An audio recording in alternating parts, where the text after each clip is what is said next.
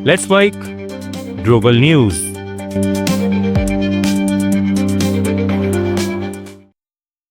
नमस्कार, let's my global news में आपका स्वागत है। मैं हूं राखी जैन।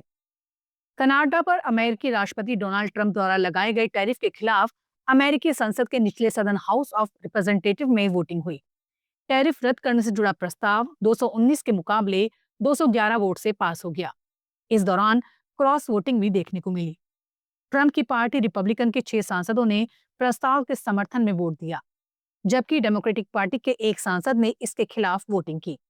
वोटिंग से पहले ट्रंप ने सोशल मीडिया पोस्ट कर रिपब्लिकन सांसदों को चेतावनी दी थी कि जो भी टैरिफ के खिलाफ वोट करेगा उसे चुनाव के समय गंभीर नतीजे भुगतने होंगे। अब ये प्रस्ताव अमेरिकी संसद के ऊपरी सदन सीनेट में जाएगा, जहां रिपब्लिकन पार्टी का बहुमत है।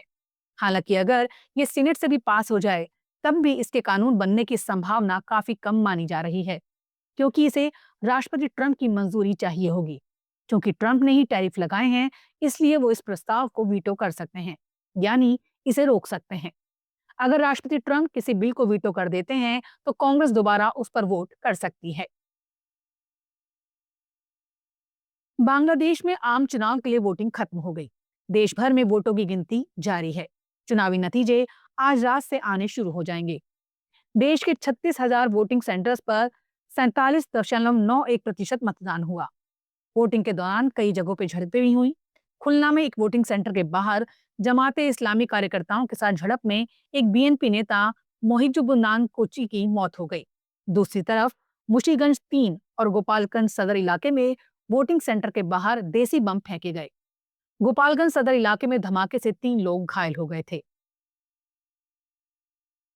इजराइल पर गाजा में वैक्यूम बम इस्तेमाल करने का आरोप लगा है। Report the rest of the story के मुताबिक ये बम पहले हवा में ईंधन जैसा एक बादल फैलाते हैं और फिर उसमें आग लगा देते हैं।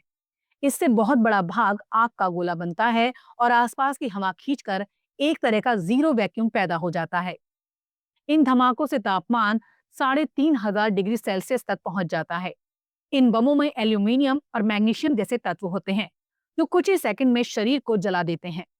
मिलिट्री एक्सपर्ट्स और चश्मदीदों का भी कहना है कि इजराइल ने वहां ऐसे हथियारों का इस्तेमाल किया जिन्हें वैक्यूम बम, थर्मल या थर्मोबैरिक बम कहा जाता है। रिपोर्ट के मुताबिक हमलों में मारे गए कई लोगों के शव तक नहीं मिले। गाजा की सिविल डिफेंस टीम ने 2,842 ऐसे फिलिस्तीनियों का रिकॉर्ड दर्ज किया है जिनके बारे में कहा गया कि दफनाने के लिए उनका कोई हिस्सा तक नहीं बचा। वहीं 3,500 से ज्यादा लोग अब भी लापता हैं।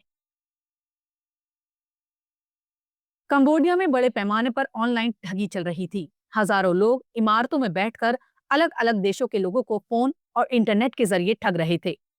रॉयटर्स की रिपोर्ट के मुताबिक अब सरकार ने इन ठिकानों पर छापा मारकर करीब 200 ऐसे सेंटर बंद कर दिए हैं। कई बड़े सरगना पकड़े गए हैं और हजारों लोगों को देश से बाहर भेजा गया है। छापे के दौरान एक जगह ऐसा कमरा मिला जिसे भारतीय पुलिस स्टेशन की तरह बनाया गया था। वहां गांधी की फोटो और भारत से जुड़े निशान लगाए गए थे।